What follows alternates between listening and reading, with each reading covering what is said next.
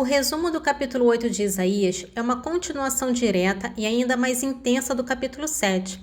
Nele, a profecia dos juízos de Deus sobre Judá e seus inimigos se torna mais concreta e urgente.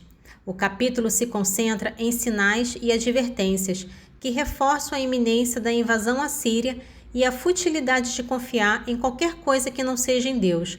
O tema central é o contraste entre a segurança na fé em Deus e a escuridão da desobediência.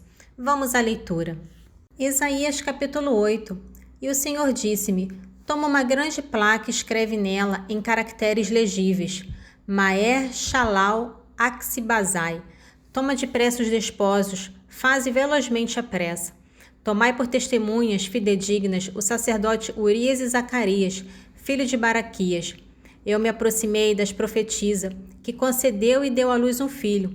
Então o Senhor me disse: chama-o Maer Shalal Akisbaz, porque antes que o menino saiba dizer papai, mamãe, as riquezas de Damasco e os despojos de Samaria serão carregados diante do rei da Assíria.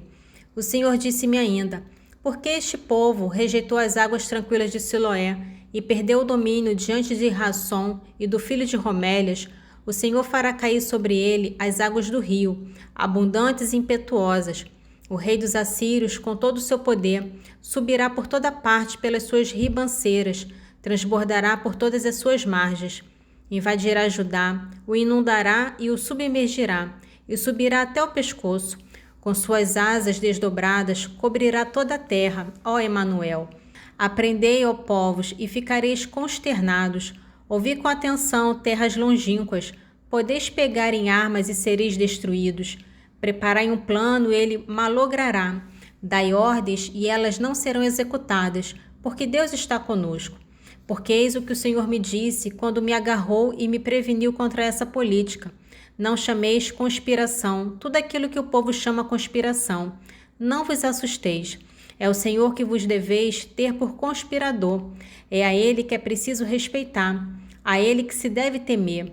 Ele será pedra de escândalo e a pedra de tropeço para as duas casas de Israel, o laço e a cilada para os habitantes de Jerusalém. Muitos dentre eles vacilarão, cairão e serão despedaçados, serão presos ao laço e apanhados na armadilha. Eu vou recolher esta declaração e selar esta revelação para os meus discípulos. Terei confiança no Senhor que se esconde da casa de Jacó e esperarei nele. Eu e os filhos que o Senhor me deu somos, em Israel, sinais e presságios da parte do Senhor, dos exércitos, que habita no monte de Sião. Se vos disserem, consultai os espíritos dos mortos, os adivinhos, os que conhecem segredos e dizem em voz baixa, porventura um povo não deve consultar os seus deuses, consultar os mortos em favor dos vivos?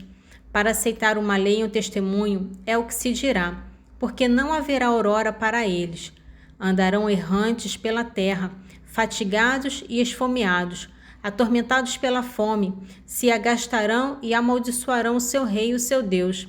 Levantarão os olhos e depois olharão para a terra, e só verão misérias, escuridão e trevas angustiantes. Eles se repelirão dentro da noite, pois não há trevas onde há angústia. No passado ele humilhou a terra de Zabulon e de Neftali, mas no fundo cobrirá de honras o caminho do mar, além Jordão e o distrito das nações. O resumo do capítulo 9 de Isaías é um dos mais famosos e amados do Antigo Testamento, pois contém uma das profecias messiânicas mais claras da Bíblia. O capítulo contrasta a escuridão do juízo com a promessa de uma luz gloriosa, que virá na forma de um rei divino. No entanto, o capítulo também retorna abruptamente ao tema da desobediência e do castigo de Israel. Isaías capítulo 9.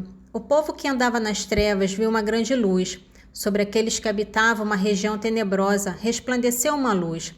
Vós suscitais um grande regozijo, provocais uma imensa alegria. Rejubilam-se diante de vós como na alegria da colheita, como exultam na partilha dos despojos. Porque o jugo que pesava sobre ele, a coleira de seu ombro e a vara do feitor, vós os quebrastes como no dia de Madiã. Porque todo o calçado que se traz na batalha e todo o manto manchado de sangue serão lançados ao fogo e se tornarão presa das chamas. Porque um menino nos nasceu, um filho nos foi dado, A soberania repousa sobre seus ombros e ele se chama Conselheiro, Admirável, Deus Forte, Pai Eterno, Príncipe da Paz.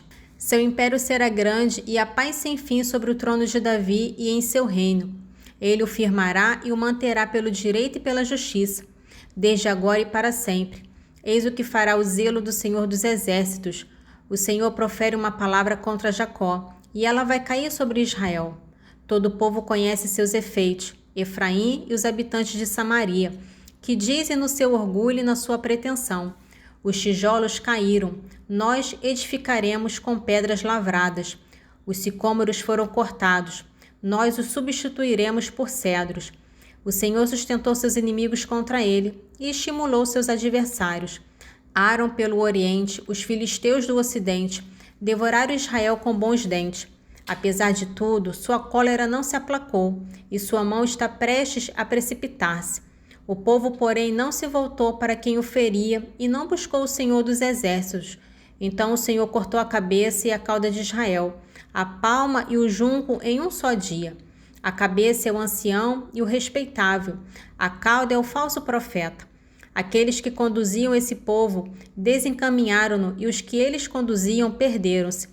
Por isso o Senhor não poupa os jovens e não tem piedade dos órfãos, nem das viúvas, porque todos eles são ímpios e perversos, e todas as bocas proferem infames palavras. Apesar de tudo, sua cólera não se aplacou, e sua mão está prestes a precipitar-se, porque a maldade queima como fogo, que devora as sarças e os espinhos, e depois envolve a espessura da floresta, de onde a fumaça se eleva em turbilhões. Pela cólera do Senhor, a terra está em fogo, e o povo veio a ser presa das chamas. Cortam à direita e têm fome, comem à esquerda e não se satisfazem. Cada um devora a carne de seu próximo, e ninguém tem piedade de seu irmão. Manassés come Efraim, e Efraim, Manassés. Depois os dois juntos atacam Judá. Apesar de tudo, sua cólera não se aplacou, e sua mão está prestes a precipitar-se. Nesse trecho do capítulo 7 de Coríntios, é uma das reflexões mais profundas de Paulo sobre o poder da tristeza e do arrependimento. Ele explica que, embora sua carta anterior tenha causado tristeza, essa mudança foi o catalisador para uma mudança genuína. O tema central é a diferença entre a tristeza mundana e a tristeza segundo Deus, e como esta última produz uma transformação que leva à reconciliação. 2 Coríntios, capítulo 7, dos versículos 8 ao 16. Se minha carta vos penalizou, não me arrependo. Se a princípio senti, porque vejo que, ao menos por um momento, essa carta vos penalizou. Agora me alegro, não porque fostes entristecidos, mas porque essa tristeza vos levou à penitência, pois fostes entristecidos segundo Deus, de modo que nenhum dano sofrestes de nossa parte. De fato, a tristeza segundo Deus produz um arrependimento salutar, de que ninguém se arrepende, enquanto a tristeza do mundo produz a morte. Vede, pois, que solicitude operou em vós a tristeza segundo Deus, muito mais que escusas, que indignação, que temor, que ardor, que zelo, que severidade. Mostrastes em tudo que não tinhas culpa nesse assunto. Portanto, se vos escrevi, não o fiz por causa daquele que cometeu a ofensa, nem por causa do ofendido.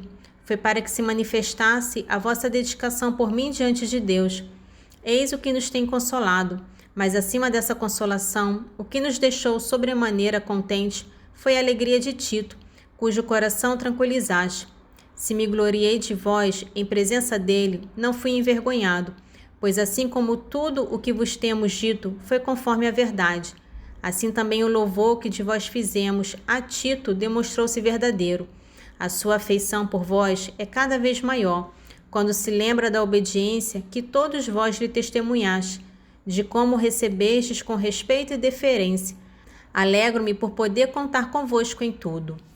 Nesse trecho do Salmo 94, serve como advertência solene. Após convidar o povo a adorar a Deus como Criador e Pastor, o salmista os exorta a não serem como seus antepassados. Ele os avisa contra um coração endurecido, que se recusa a ouvir a voz de Deus, mesmo após testemunhar suas grandes obras. A punição para esta rebeldia foi a exclusão da terra prometida, o lugar do repouso de Deus.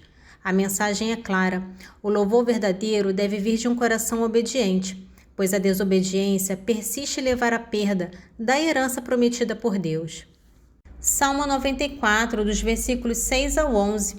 Vinde, inclinemo-nos em adoração, de joelhos diante do Senhor que nos criou.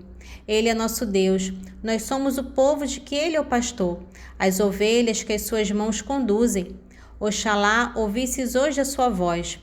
Não vos torneis endurecidos como em Meriba, como no dia de Massa no deserto, onde vossos pais me provocaram e me tentaram, apesar de terem visto as minhas obras.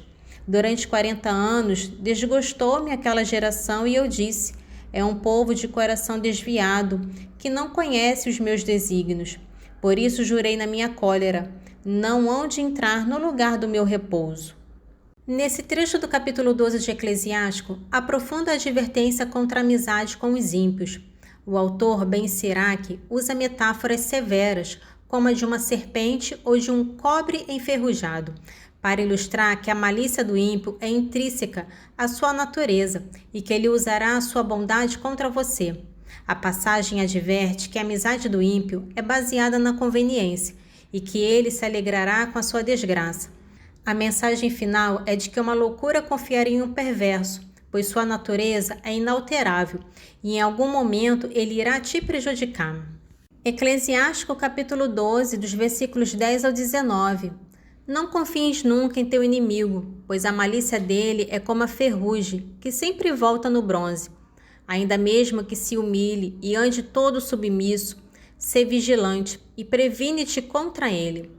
Não estabeleça junto de ti, nem ele se assente à tua direita, para não suceder que ele queira tomar o teu lugar e ocupar o teu assento, e que, reconhecendo enfim a veracidade das minhas palavras, te sintas ferido pelos meus avisos. Quem terá pena de um encantador mordido por uma cobra e de todos que se aproximam das feras?